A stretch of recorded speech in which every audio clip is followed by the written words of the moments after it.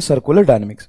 एक इंपॉर्टेंट बात मैं आपको बता दूं, मतलब मेजॉरिटी बच्चे अभी भी मतलब संघर्ष कर रहे हैं। इट्स नॉट इजी कि रोज आप 3 लेक्चर अच्छे से देख ले, फिर पढ़ ले, फिर रिवीजन कर ले, टेस्ट की तैयारी कर ले, सब कुछ कर ले।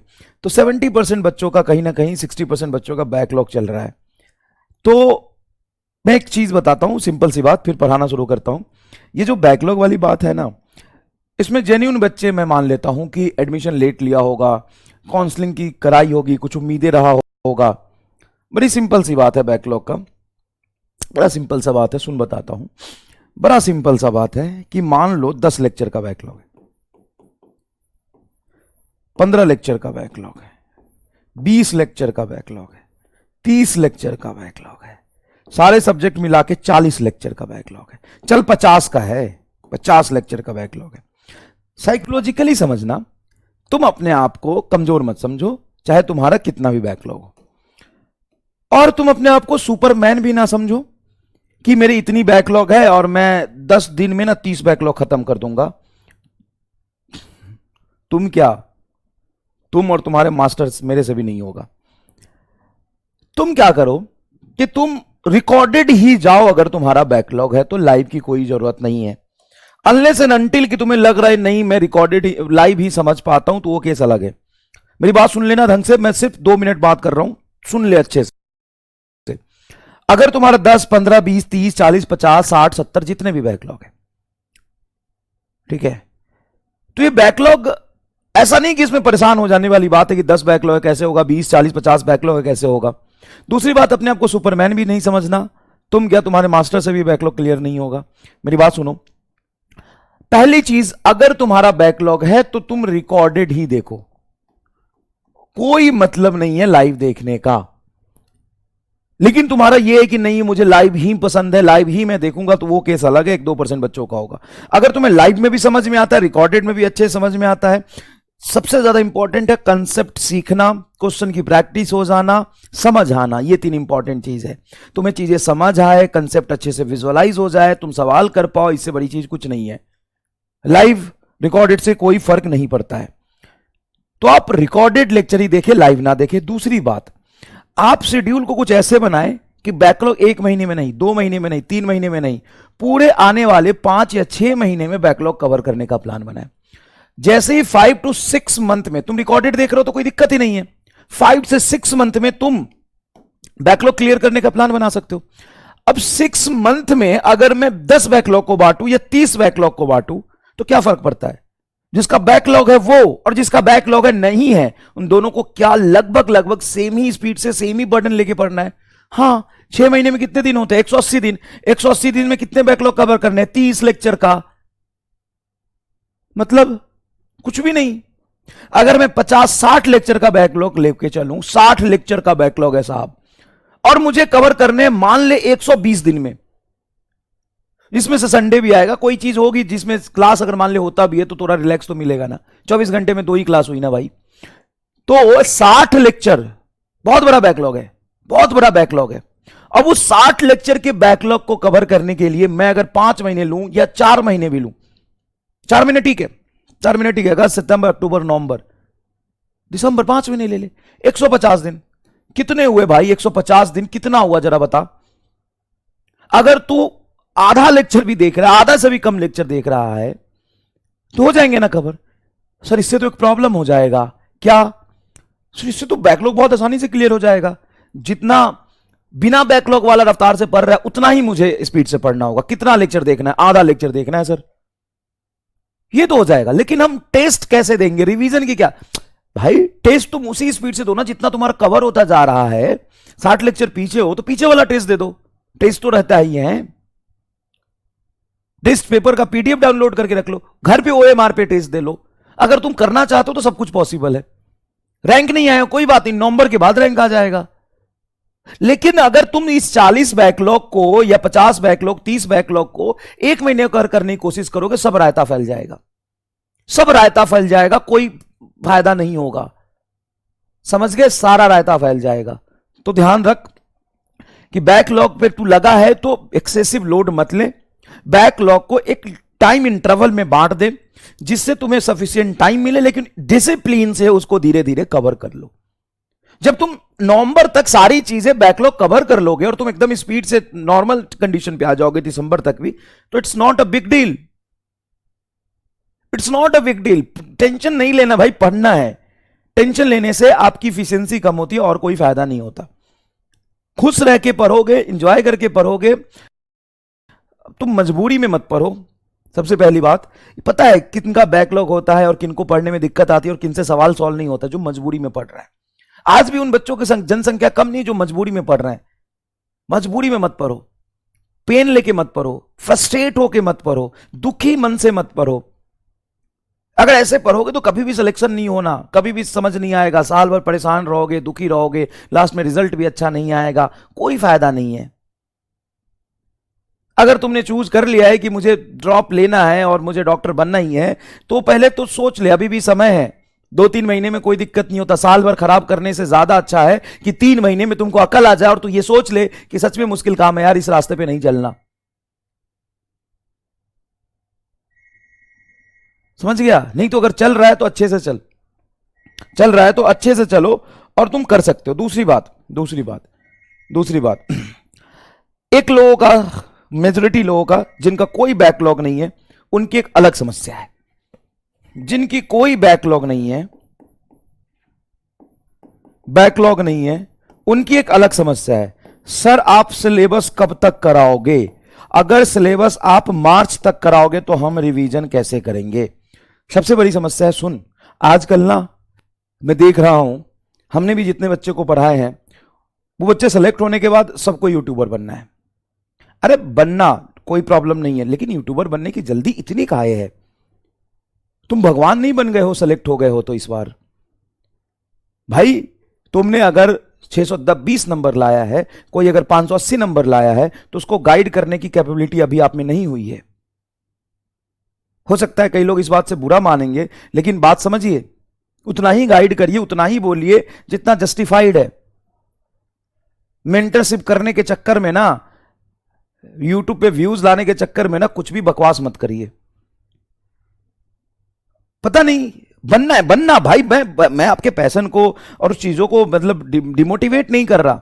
मैं बस ये कह रहा हूं कि अगर आपने 640 नंबर लाए हैं और कोई 550 नंबर लाया है या 570 580 नंबर लाया है, तो आप में और उसमें बहुत ज्यादा डिफरेंस नहीं है। वो मेहनत करके कर लेगा, आप उसको ज्ञान मत दीजिए ज्यादा। हाँ, आपको यूट्यूबर बनना है, आपका पैशन है, तो थोड़ा सा आराम से रिसर्च करिए और हर एक शब्द बोलने से पहले 1000 बार सोचिए कि वो लाखों बच्चा बैठा है जो आपकी वर्ड से वो मिसगाइड हो सकता है, उस वर्ड से डिमोटिवेट हो सकता है। भाई मैं भी करता हूं, लेकिन मेरे से बच्चा रोज मुझे सुनता है तो मेरे हर बात को रिलेट कर पाता है वो। मैं भी कभी कभी गलत होता हूं, ऐसा नहीं है, और मैं कभी ऐसी गलती करता हूं शायद, तो मुझे दुख ही होता है, मैं भी परेशान होता हूं कि नहीं ये मुझे नहीं बोलना चाहिए। लेकिन आपके हर एक बात से ना, हर एक गाइडेंस से ना बहुत बड़ा फर्क पड़ता है। सर आपको फर्क नहीं पड़ता, आपको 2000 व्यूज आ जाएंगे, लेकिन उन बच्चे जो तैयारी कर रहे हैं ना, वो डिमोटिवेट हो सकते हैं, वो मिसगाइड हो सकते हैं। उनका फ्यूचर है, उनका भविष्य है भाई, मत बनवाओ। और अगर बनो तो भाई धीरे धीरे आराम से देख लो। बनना तुम 2-3 साल, 1 साल समय लगाओ, 5 महीने थोड़ा रिसर्च करो, फिर बनना, धीरे धीरे बन जाना, कोई दिक्कत नहीं है। लेकिन व्यूज के चक्कर में हर दिन आके मत बोलो ऐसे रिवीजन करना होता है, ऐसे सिलेबस खत्म करना होता है, वैसे ये करना होता है, ऐसे डैश करना होता है, डैश डैश करना होता है। भाई रिसर्च करके बोलो, इट्स जस्टिफाइड। अभी तुम सेलेक्ट हुए और 1 महीने में तुम यूट्यूबर बन जाओगे।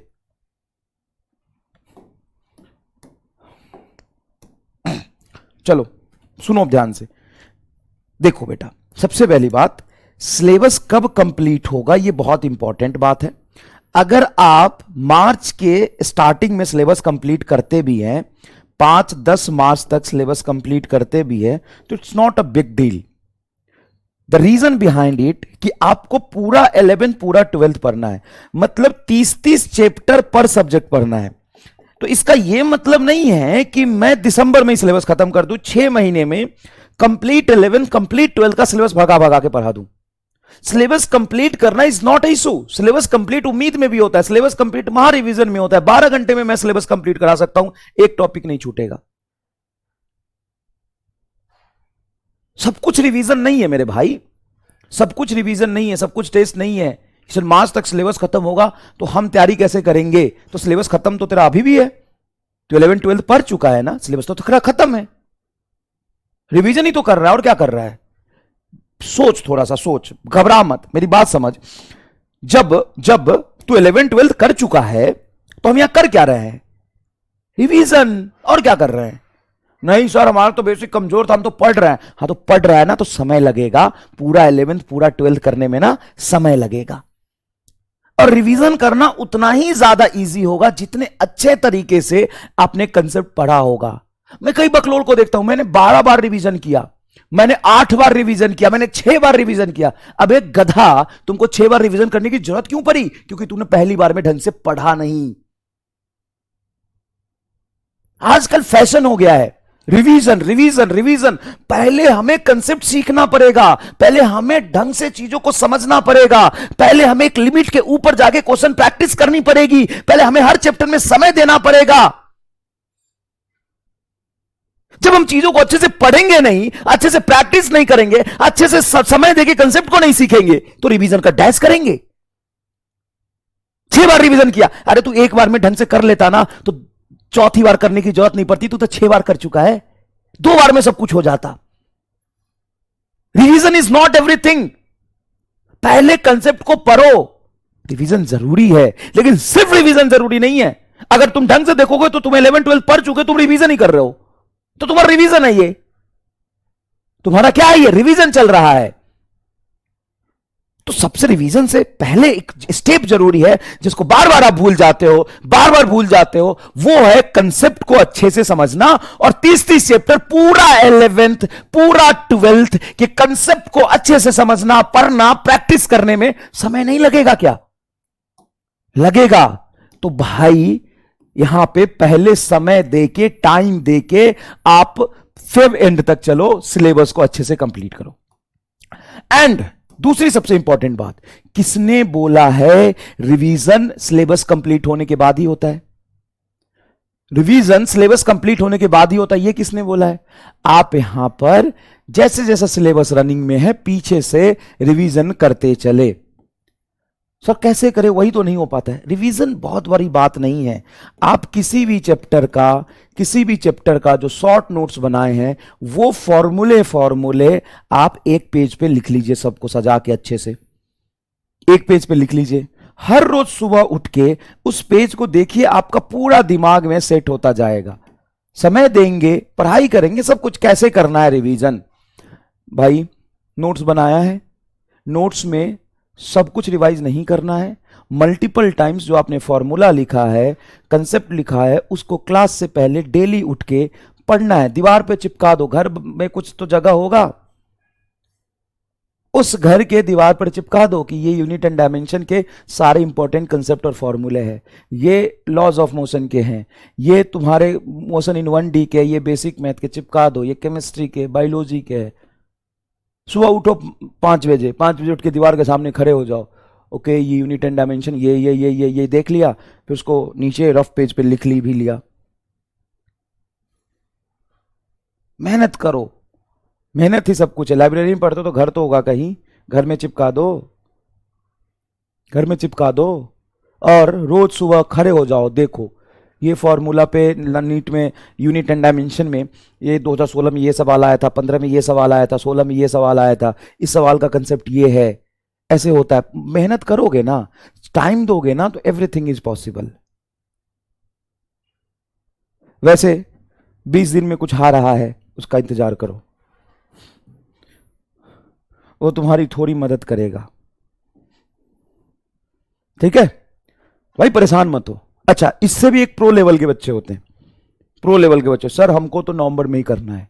तो भाई तेरी वजह से बाकी लोगों का नुकसान मैं नहीं कर सकता, तेरी वजह से बाकी लोगों का नुकसान नहीं कर सकता। जो पहली बार पढ़ रहे हैं, पहले कभी कोचिंग नहीं करी, पहले अच्छे से नहीं सिलेबस कंप्लीट किया है, उसका नुकसान मैं तेरी वजह से दिसंबर में सिलेबस करके नहीं कर सकता। अगर तुम्हारे पास इस सिलेबस के पेस के अकॉर्डिंग सब कुछ सही चल रहा है, फिर भी समय बच रहा है, फिर भी तो पढ़ लो एक दो चैप्टर आगे के कहीं से, पिछले साल के लेक्चर से उम्मीद से कर लो, तुम तो एडवांटेज में चले जाओगे ज्यादा प्रो हो तो। नहीं तो चुपचाप जितना पढ़ा रहे हो उतना पढ़ो।